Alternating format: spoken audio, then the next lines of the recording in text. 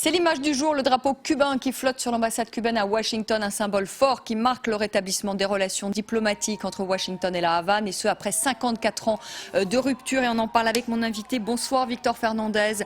Vous êtes président de Cuba Coopération, qui est une association de coopération entre la France et Cuba. C'est un tournant historique, ce à quoi on a assisté aujourd'hui, ce symbole très fort de ces drapeaux à la fois cubains au département d'État et vice-versa. Merci de votre invitation. En premier lieu, vous avez raison, on vit aujourd'hui une journée historique. C'est une journée de fête à Cuba et aux États-Unis, mais aussi pour tous les amis en France en particulier, comme nous, qui soutenons la coopération sans condition. C'est un événement historique parce que, rappelons-nous quand même, il y a encore quelques temps, les conditions que les États-Unis voulaient imposer à Cuba pour dialoguer n'étaient pas celles qui ont été réunies aujourd'hui grâce au courage politique du président Obama. Faut-il rappeler que les États-Unis exigeaient le départ des Fidel Castro, ils réclamaient l'interdiction du Parti communiste cubain, la dissolution des forces armées révolutionnaires.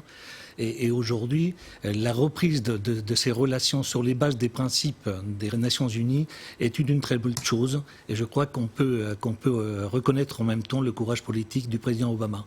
Si vous me permettez, je voudrais donner une anecdote qui est en relation à cette journée et qui montre la vision des dirigeants cubains sur cette question de la reprise des relations économiques avec les États-Unis.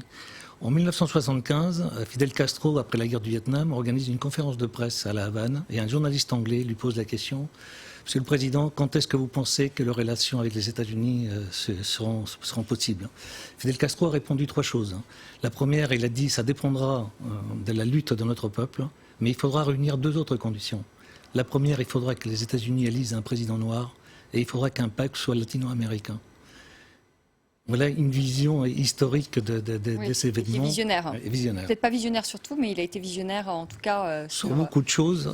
Il a été souvent en avance.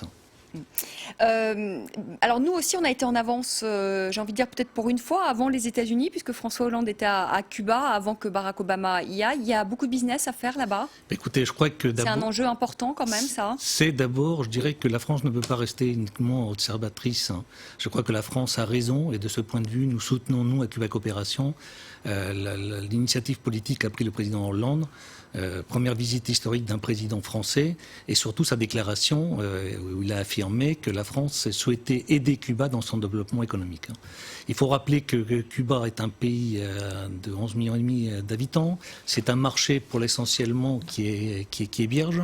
L'État cubain s'est doté, a procédé ces derniers temps de ce qu'on a appelé la réactualisation de son modèle économique. Il a maintenu le bloc social, santé, éducation, forces armées comme étant quelque chose d'inaltérable, mais en même temps, un secteur non étatique s'est ouvert. Et donc, pour perfectionner ce modèle, ils ont besoin d'investissements étrangers. Et dans ce cadre-là, effectivement, la France, et nous souhaitons et nous militons dans ce sens-là, il y a des grandes opportunités à pouvoir le faire.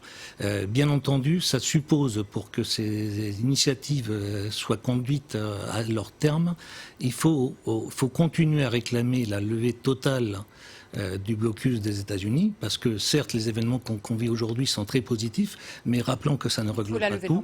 Il faut à la fois la levée de l'embargo.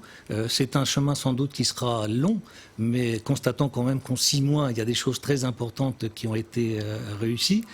Avec l'ouverture des ambassades, c'est la possibilité pour les diplomates de bouger dans les deux pays, ce qui n'était pas le cas avant. C'est en particulier pour nos amis cubains de pouvoir ouvrir un compte bancaire, ce qu'ils ne pouvaient pas faire aux États-Unis. Donc voilà, donc il y a effectivement il y a un business important à réaliser et il faut que la France s'engage, et nous souhaitons particulièrement que le gouvernement français continue dans sa démarche et facilite et soutienne les entreprises françaises qui sont déjà sur place. Il faut rappeler quand même que des grands groupes comme Bouygues, comme Accor, comme Pernod, mais le marché cubain aujourd'hui, en tout cas le portefeuille d'affaires proposé par Cuba à l'investissement étranger est très important. Je dois simplement vous rajouter qu'en ce qui nous concerne, nous soutenons deux grands projets et nous recherchons des partenaires. C'est dans le domaine de l'eau et de l'assainissement, et en particulier sur un projet qui est jugé stratégique par Cuba, dans le domaine de l'agriculture, c'est la production de lait. Merci beaucoup, merci Victor Fernandez. Et il y a